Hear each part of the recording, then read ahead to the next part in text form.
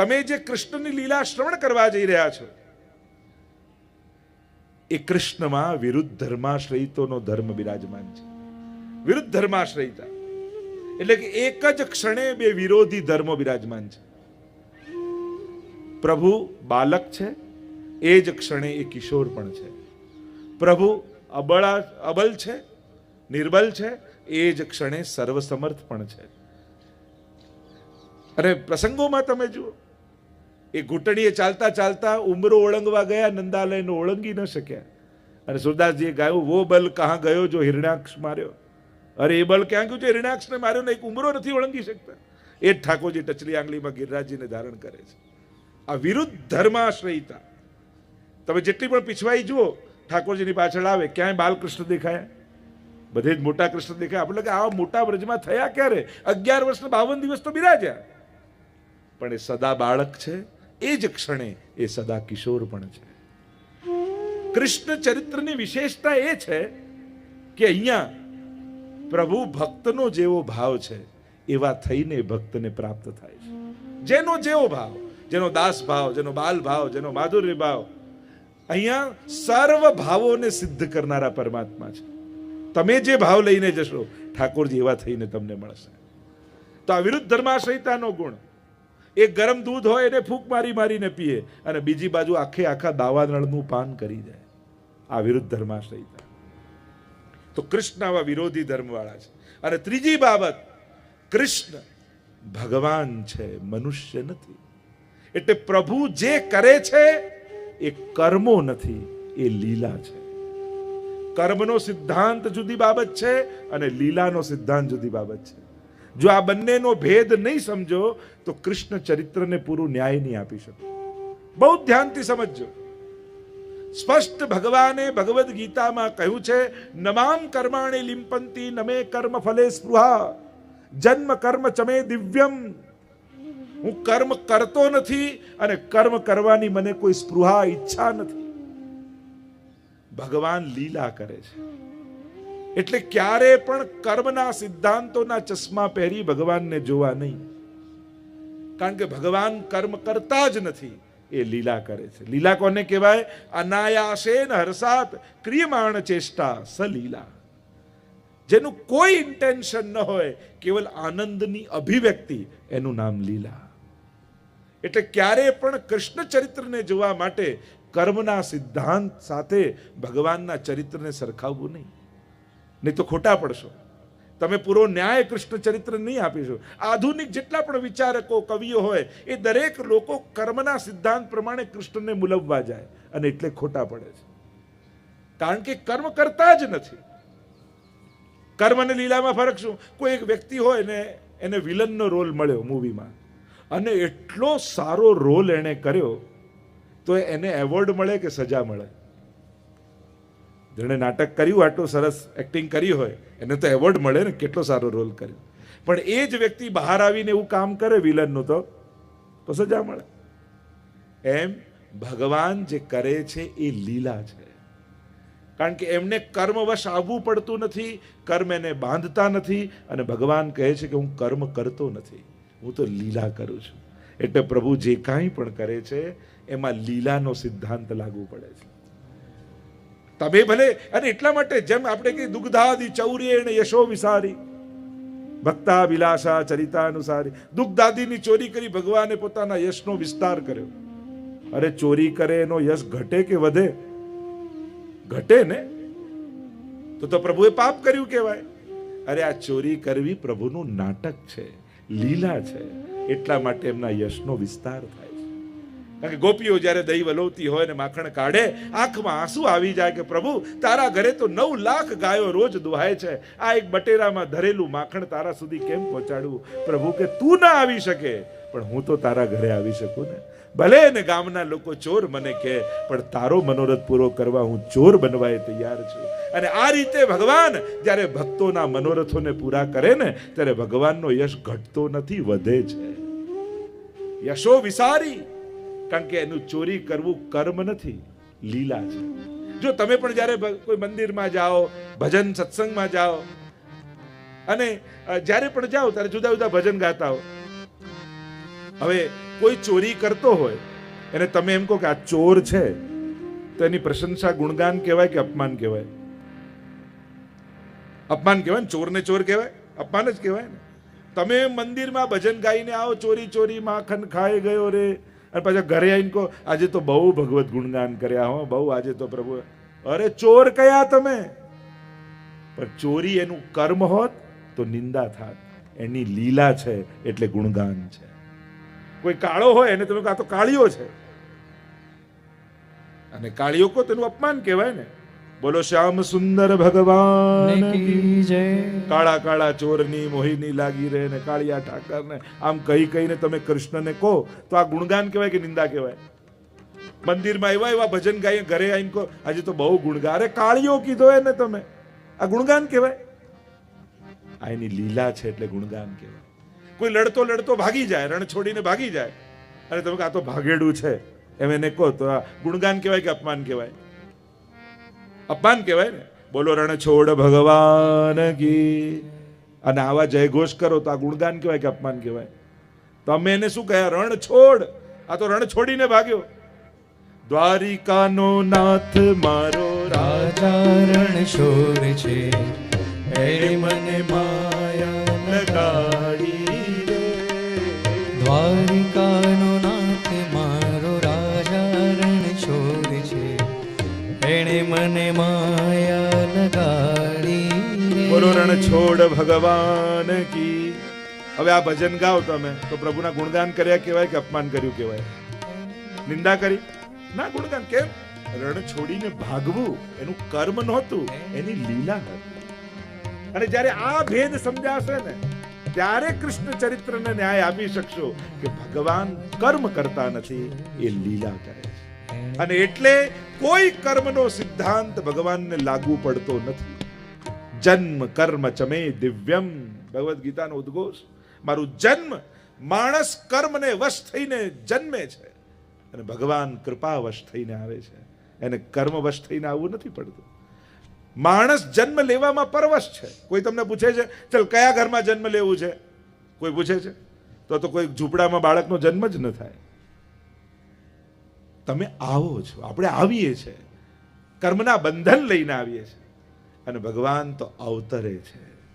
અવતરું ધાતુ પરથી અવતાર આવે, ભગવાન કૃપાવશ થઈને આવે છે. આ ભેદ કૃષ્ણ ચરિત્રના. અને ત્રીજી બાબત, એક કૃષ્ણ એવો છે જેને સર્વ ભાવે ભજી શકાય છે. કેવલ આ જગતમાં, આ બ્રહ્માંડમાં એક કૃષ્ણ સાથે એવો સંબંધ દરેક જીવાત્માનો છે, એની સાથે તમે એક જ દિવસમાં બધા જ ભાવ કરી શકો. જોને શિંગાર હોય ત્યારે ગોપાલલાલજીના પલના કરાવીએ ત્યારે બાલ ભાવ આપણને થાય, અને રાજભોગમાં તરત નિકુંજનો મનોરથ કરી દી.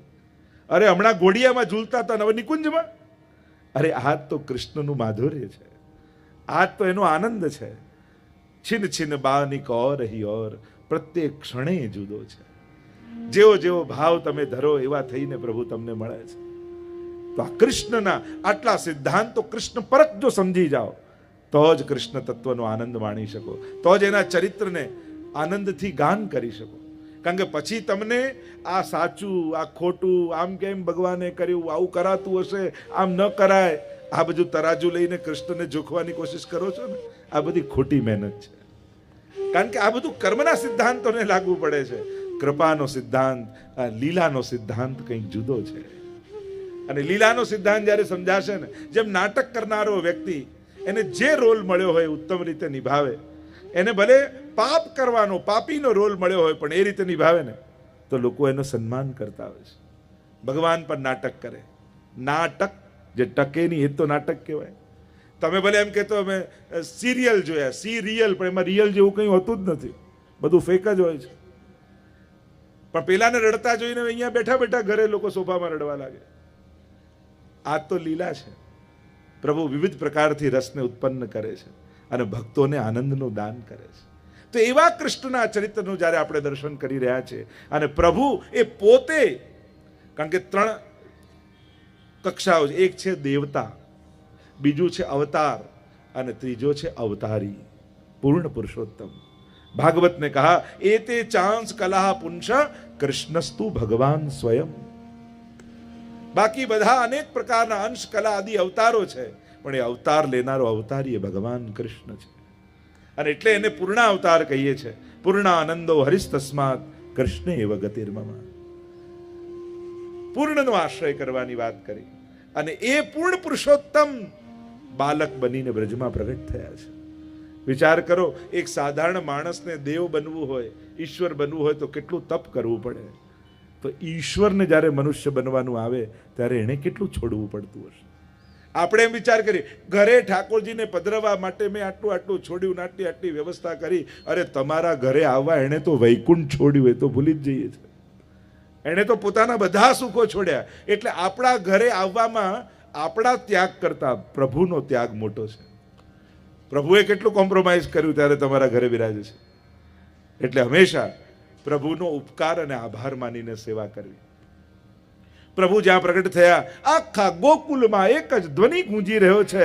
બધા જ બ્રજ ભક્તો 18 શ્લોકમાં ભાગવતજીમાં વર્ણન છે નંદ મહોત્સવનું. માનો ભાગવતના 18,000 શ્લોકોનો આનંદ વર્ણિત કરી દીધો. એક જ ધ્વનિ આખા બ્રજમાં ગુંજી રહ્યું છે.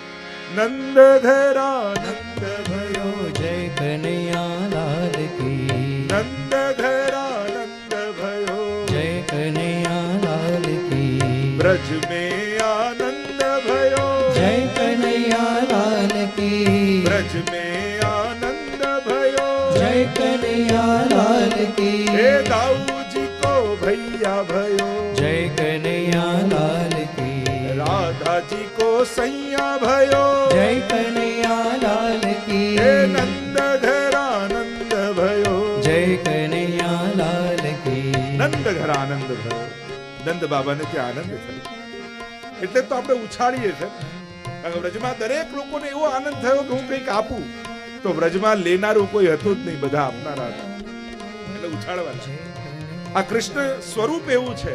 આ કૃપા વાંટવા નથી આવ્યું, આ તો કૃપા લૂંટાવા આવ્યું. તો ઘણા કેમ બધાના હાથમાં આપી દેતા હો છો, આ વાંટવા તો વાંટનારા પર છે કોને કેટલું આપવું. ઘણીવાર પ્રસાદની થાળી વાંટવા આપી હોય ને, બધાને થોડું થોડું થોડું, એટલામાં પોતાનો સગો કોઈ દેખાયો એટલે મુઠ્ઠો મોટો થઈ જાય. તરત આપણે તો ભેદભાવ આવી જાય. અને લૂંટાવો તો લૂંટનારા પર છે કે કેટલું લૂંટી દેવું. પ્રભુ વાંટવા નથી આવ્યા, પ્રભુ તો લૂંટાવવા માટે આવ્યા છે. અને એટલે નંદ મહોત્સવમાં લૂંટાવવામાં આવે. ચારે બાજુ ધ્વનિ ગુંજી રહ્યો છે. ત્રિલોકમાં ધ્વનિ ગયો. મહાદેવજી પધાર્યા છે, લક્ષ્મીજી પધાર્યા છે. અહીંયા નંદ બાબાને બધા જ વ્રજવાસીઓ વધાઈ આપે છે. સ્વયં મહામના બન્યા છે. નંદસ્વાત્મજ ઉત્પન્ને જાતા લાદો મહામના. જેનું મન મોટું હોય ને એના જ ઘરે ભગવાન આવે. નાના મનવાળાના ઘરે ક્યારે ભગવાન આવતા નથી, અને આવે તો ટકતાય નથી. તમારા ઘરે ઠાકોરજી બિરાજે છે, મન મોટું રાખજો. આપનારનું ક્યારે ખૂટતું નથી, નથી આપતા એનું ખતમ થઈ જાય છે. આ નિશ્ચિત વાત છે. આજ સુધી કોઈ દાતાને ખૂટ્યું નથી, આપનારને ક્યારે ખૂટતું નથી. કારણ કે આપતો નથી, એ વાવી રહ્યો છે. અને ઈશ્વરનો સિદ્ધાંત એ છે કે એક બીજ વાવો ને 1000 કરીને ભગવાન પાછા આપે. ભગવાન બધા જ વિષયોમાં પારંગત છે, સર્વ વિષયોના જ્ઞાતા છે. પણ ભગવાનનો એક સબ્જેક્ટ બહુ કાચો છે, અને એ છે ગણિત. પ્રભુને મેથ્સ નથી આવડતું, ગણિત નથી આવડતું. આ તો સારું થયું કે આપણે બધાએ શીખવાડ્યું. જો 2 માળા કરો તો આટલું આપવાનું, 5 માળા કરીએ તો આટલું મળવાનું, 9 પાઠ કરીએ એમનાસ્ટકના તો એમનાથી આટલું આપવાનું. બાકી ઠાકોરજીને ગણતા નતું આવડતું.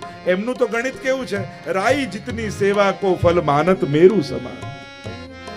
રાઈ જેટલી સેવા કરે તો મેરુ જેવું આપે. આ તો આપણે ગણાઈ ગયે. અરે રોજ 9 પાઠ કરું છું એમનાથી, હવે તો આ કરો. અરે આટલી માળા કરું છું, હવે તો આ કરો. પ્રભુને થાય અચ્છા આટલી માળા કરે તો આ આપવાનું, આટલા પાઠ કરે તો આ બધું આપણે શીખવાડ્યું. બાકી પ્રભુનું ગણિત બહુ કાચું છે. દરેક ભક્તોના ચરિત્ર તમે જુઓ, ભગવાને ક્યારેક ગણ્યું નથી. પ્રભુ તો લૂંટાવે છે, પ્રભુ તો આપે છે. અને જેના ઘરે ભગવાનને પોતાના કરી લેવા છે. જો એક વસ્તુ યાદ રાખ, ભગવાનને લાયક બનવું બહુ અઘરું છે, બહુ અઘરું. પ્રભુને લાયક થઈએ તો આખા ગીતાજીના સિદ્ધાંતોને, ભાગવતના સિદ્ધાંતોને, કેવા કેવા ભક્તોના યસ્માનનો દ્વિસ્તે લોકો લોકાનનો દ્વિસ્તે ચય હર્ષામર્ષ ભયો દ્વેગઈ મુક્તો યશ ચમે પ્રિય. એ કેટલા કેટલા ભગવાને કારણ મને કોણ પ્રિય છે, કેટલું લાંબુ લિસ્ટ ભગવાને આપ્યું છે. ભગવાનને લાયક થવું બહુ અઘરું છે, પણ ભગવાનના થવું સાવ સહેલું છે. આપણે એના લાયક નથી બનવું, આપણે તો એના બનવું છે. અને પ્રભુને બે હાથ જોડીને કહીએ છે, जितनी रवि छाया की कनिका इतने दोष हमारे. अनंत दोषोથી ભરેલો છું પ્રભુ, પણ તારો છું. મારે આજે તારા થઈ જવું છે. અને જ્યારે હૃદયથી આંખમાં અશ્રુપાત કરતા ઈશ્વરની આગળ જ્યારે જીવ આટલું બોલે છે ને કે હે કૃષ્ણ હું તારો છું, હે કૃષ્ણ હું તારો છું, હે કૃષ્ણ હું તારો છું. અને ત્યારે ભગવાન બધા ધર્મ ગ્રંથોના ચોપડાઓ બંધ કરી દોડતા આવીને એને બાત ભેડી લેતા હોય છે, એને છાતીએ લગાડી લેતા હોય છે. અહમ ત્વા સર્વ પાપેભ્યો મોક્ષયિષ્યામિ મા. હું બેઠો છું તને તારા પાપમાંથી મુક્ત કરવા માટે. તું મુક્ત થઈ નથી શકતો, વાંધો નહીં, મારો થઈ જા, પાપમાંથી મુક્ત હું કરી દઉં. આ ઈશ્વરનો ઉદ્ઘોષ છે, આ કૃષ્ણનું મહાવાક્ય છે. આ જે પરમાત્મા કૃષ્ણ છે એ ભક્તોને પ્રેમ કરનારો છે. આવો ઈશ્વર એટલે મહામના. નંદ બાબા મહામના બન્યા છે, મન મોટું કર્યું છે, ખૂબ વાંટ્યું છે, ખૂબ લૂંટાવ્યું છે. પ્રભુ આપ્યું છે તો માનજો કે અવસર આપ્યો છે ભગવાન પુણ્ય કરવાનો, એક તક આપી છે. અને જે પણ થાય એમ તો રોજ આપણા હાથે એક પુણ્ય કાર્ય થવું જોઈએ. હું તો કહું તમારા બાળકને પણ એવો નિયમ બનાવો, એનો જન્મદિવસ આવે તમે પાર્ટી કરો, આનંદ કરો, મને કોઈ વાંધો નથી, ખૂબ કરો, આનંદ માણવામાં ક્યાં વાંધો છે. પણ એ દિવસે સવારે ઠાકોરજીનો રાજભોગ હવેલીમાં થવો જોઈએ, પલના થવા જોઈએ. અને જે પ્રસાદ આવે નિયમ બનાવો કે તમારું બાળક ત્યાં ઊભું રહી એના હાથે જેટલા વૈષ્ણવ આવ્યા હોય એમને કણિકા કણિકા આપે. આપતા શીખવાડો બાળકોને. જન્મ દિવસે તમે એને પ્રેઝન્ટ આપો વાંધો નહીં, પણ બીજા 500 રૂપિયા આપો. બેટા આ કોઈ સત્કાર્યમાં તારા હાથે વાપરજે.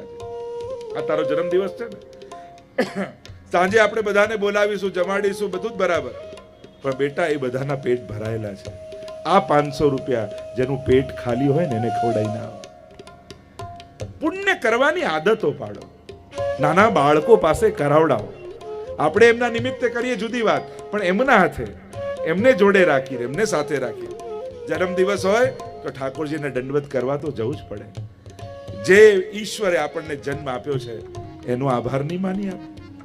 આજે બધા જ આવશે, બધા આનંદ કરશે, આપણા ઠાકોરજીનો નહીં. બેટા એમ તો તું સેવામાં નથી આવતો, આજ તારો જન્મદિવસ છે ને, એમ કર આજે સેવામાં તારા હાથે જારી જીવન. ઠાકોરજીને આપણે નહીં આરોગાવાનું, આપણા ઘરે બિરાજે છે. અને આમ કરીને જ્યારે લઈ જશો ને, નાનપણમાં પરાણે કરાવેલા કામ પણ મોટા થઈને એના માટે જીવનની પ્રેરણા બની જતા હોય છે. જો કડીના જૂના બધા વૈષ્ણવને તમે તમારા વડીલોને યાદ કરો, જ્યારે બા દાદા બાપુજી આંગળી પકડીને ગોપાલલાલજીના મંદિરે લઈ જતા, ભલે તમે બીડી લેવા આવતા, પ્રસાદ લેવા આવતા, પણ એ નાનકડી બીડી આજે પણ ક્યાંક એના સ્વાદ આપણને ઠાકોરજી તરફ ખેંચીને લઈ જાય છે. ક્યાંક એ નાનકડી મિશ્રી, એ સમયે આપણે પ્રસાદ મિશ્રી માટે આવતા, પ્રસાદ માટે આવતા, પણ ખાધેલો પ્રસાદ ક્યારે નકામો નથી જતો, એનો ઓડકાર મોટા થઈને આવતો હોય છે. ક્યાંક તો એ પુકારતું હોય છે. અને મધુર સંસ્મરણો જે વડીલો સાથે તમારા છે, એ સંસ્મરણો એ તમને વૈષ્ણવ બનાવીને રાખ્યા છે. તમે કોઈ પાઠશાળામાં નતા ગયા, તમને કોઈ ભણાવવા નતું આવ્યું, તમને કોઈ સમજાવવા નતું આવ્યું, છતાંય તમે વૈષ્ણવ કેમ છો? અત્યારે જે 50 થી 70 વર્ષના છે, એ 40 થી 60 વર્ષના છે, તમે વૈષ્ણવ કેમ છો? તમને કોઈ ભણાવવા આવેલું ના, પણ તમે તમારા વડીલોના સંસ્કારોને જોઈને વૈષ્ણવ છો. તમારી એ મધુર સ્મૃતિઓ છે, તો શું એ મધુર સ્મૃતિઓ તમારા બાળકોને નહીં આપવાની? એ મોટા થઈને તમારા માટે શું યાદ કરશે? કે આંગળી પકડી અમને થિયેટરમાં લઈ જતા, બગીચામાં લઈ જતા, શું આજ યાદ રખાવાનું? લઈ જાવ એનો વાંધો નથી, પણ દાદા જ્યારે પણ જન્મદિવસ આવે ને, અમને હવેલીએ લઈ જાય, અમને વૈષ્ણવને પ્રસાદ વંટાવે. આ મધુર સ્મૃતિઓ એમને અંકિત કરો, જે મોટા થઈને એમના માટે જીવનની પ્રેરણા બનવાની છે. અહીંયા મહામના બન્યા છે. કોને ત્યાં પ્રભુ આવે? યશો દદાતી હતી યશોદા. કર્યું બધું જ પોતે હોય, પણ યશ બીજાને વાટી દે, એ જ યશોદા છે. બહુ અઘરું છે. આપણે કર્યું હોય અને કોઈ માઇકમાં બીજાનું નામ બોલે, બેઠા બેઠા ત્યાં જ આપણે હલી જઈએ. આણે તો કાંઈ નતું કર્યું. ઘણા લોકો કે તું તારે કર ને, હું બેઠો છું ને. પછી ખબર પડે કે આ તો બેઠો જ રહ્યો, અને એને કહ્યું તું બેઠો છું. એટલે ઘણા એવા બેઠા જ રહેવાના. યશ આપે. વૈષ્ણવના તો મુખમાં હંમેશા ઠાકોરજીની કૃપાથી થયો, પ્રભુએ કરાવડાવ્યો, અમે ક્યાં કરવાના, ઠાકોરજી કરાવડાવે છે. જે પોતાના જીવનની બધી સફળતાનો યશ ઠાકોરજીને આપે ને એ જ યશોદા બની શકે. અને પ્રભુ એના જ ઘરે આવે છે. એટલે વસ્તુ આપો સમજાય, પણ કરેલા કર્મનો યશ બીજાને વાંટી દેવો એ બહુ મોટી વાત છે. એ બહુ મોટું દાન છે. મોટા મોટા મહાપુરુષો પણ નથી કરી શકતા. અને એ કોઈને આપવું. વૈષ્ણવ હંમેશા બીજાને આપે. ભગવતી વૈષ્ણવ આ તો બધાનો સાથ હતો અને બધા જોડે હતા અને બધા આમ એટલે થયું, બાકી એમાં આપણાથી ક્યાં, એમ કરીને દીનતાપૂર્વકના વચનો બોલવા આ વૈષ્ણવનો વિવેક છે. અહીંયા આનંદ મહોત્સવ ચારે બાજુ ચાલી રહ્યો છે, આનંદ કિલ્લોલ થઈ રહ્યો છે, દહીં દૂધ ઉડાડી રહ્યા છે. આનંદ મહોત્સવનું તો વર્ણન બહુ વિસ્તારથી છે. આપણે તો 3 દિવસમાં કૃષ્ણ ચરિત્ર જોવાનું છે. એટલે નંદ મહોત્સવનો આનંદ લીધો છે. ઠાકોરજીના બધા ઉત્સવો છે, પણ આ એક ઉત્સવ છે ને નંદ બાબાના નામનો છે. બાકી તમને આપણા પુષ્ટિમાર્ગીય સેવા ક્રમમાં બીજે ક્યાંય નંદ બાબા નંદ મહોત્સવ સિવાય જોવા નહીં મળે. તમે પુષ્ટિમાર્ગી સેવા ક્રમ જુઓ તો બીજા કોઈ જલ્દી મનોરથોમાં તમને નંદ બાબા એમ આગળ જોવા નહીં પડે. પણ નંદ મહોત્સવ હોય ત્યારે મુખિયાજી નંદ બાબા બને અને નંદ મહોત્સવ થાય. નંદ મહોત્સવ છે, આનંદનો ઉત્સવ છે.